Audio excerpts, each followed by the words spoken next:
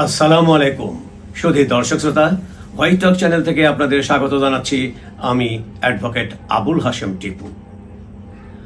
Travel ব্যাগে খণ্ডিত লাশ, কি ভয়াবহতা, কি নৃশংসতা, কি নিষ্ঠুরতা!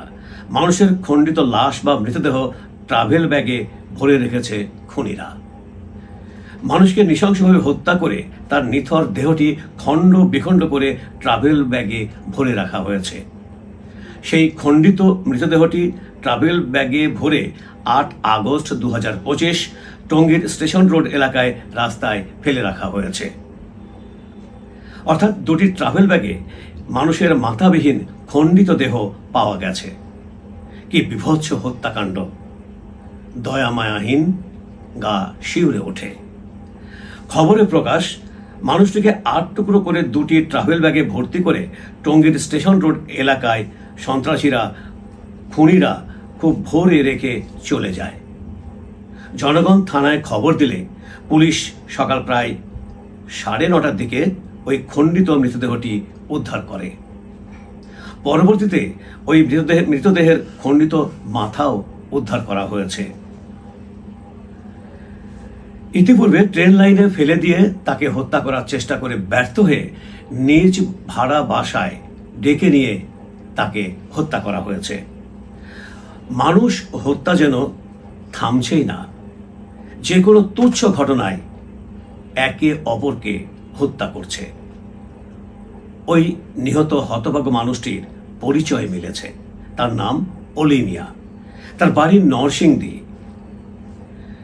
নরসিংদী সদর থানার করিমপুর এলাকার সরোজ মিয়ার ছেলে সেই হতভাগ্য মানুষটি।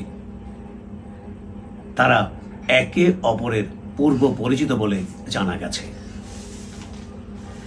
পূর্ব শত্রুতার জের ধরে হত্যাকারীরা সেই ব্যক্তিকে হত্যা করে বলে জানা গেছে। খুনিরা হত্যা করে দেহটি খণ্ড বিখণ্ড করে গুম করার জন্যে দুটি ট্রাভেল ব্যাগে ভরে স্টেশন রোড এলাকায় টঙ্গীতে ফেলে রেখে চলে যায় বলে খবরে প্রকাশ। হত্যাকারীরা তাকে হত্যা করেছে ৬ আগস্ট ২০২৫, কিন্তু মৃতদেহটি দুইটি ট্রাভেল ব্যাগে ভরে টঙ্গী স্টেশন রোড এলাকায় ফেলে রেখে যায় ৮ আগস্ট ২০২৫, অর্থাৎ হত্যা করার ২ দিন পরে। থানা পুলিশকে এ বিষয়ে সঠিকভাবে তদন্ত করতে হবে, যাতে কোনো নিরপরাধ ব্যক্তি শাস্তি না পায়, প্রকৃত অপরাধীর শাস্তি হোক। পরিশেষে বলবো, কতটা বর্বর হলে এভাবে মানুষকে হত্যা করে তার নিথর দেহটি খণ্ড বিখণ্ড করে ফেলে? কতটা পৈশাচিক হলে মানুষ নামের অমানুষরা এরকম বিভৎস হত্যাকাণ্ডে মেতে ওঠে? সঠিকভাবে তদন্ত করে এ নির্মম, বর্বর, পৈশাচিক অমানুষদের আইনের আওতায় এনে দৃষ্টান্তমূলক শাস্তির ব্যবস্থা করা প্রয়োজন, নতুবা এরকম বিভৎস হত্যাকাণ্ড চলতেই থাকবে। আর সামাজিকভাবে জনগণকেও সোচ্চার হতে হবে। আইন শৃঙ্খলা রক্ষাকারী বাহিনীকে সহযোগিতা করতে হবে। এটা ক্রিমিনাল অফেন্স, এর শাস্তি মৃত্যুদণ্ড। আমি স্বরাষ্ট্র মন্ত্রণালয়, পুলিশ প্রশাসনকে আহ্বান জানাবো, আইন শৃঙ্খলা পরিস্থিতির যাতে উন্নতি হয় সে ব্যাপারে যথাযথ ব্যবস্থা গ্রহণ করার জন্য। কারণ জনগণের জীবনের নিরাপত্তা বিধান করতে হবে। সংশ্লিষ্ট থানাগুলোকেও আরও তৎপর হতে হবে, যাতে মানুষ নিশ্চিন্তে নিরাপদে থাকতে পারে।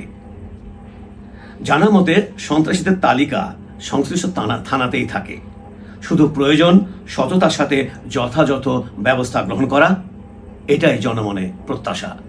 আজ এ পর্যন্তই। ভালো থাকবেন সবাই। আল্লাহ হাফেজ।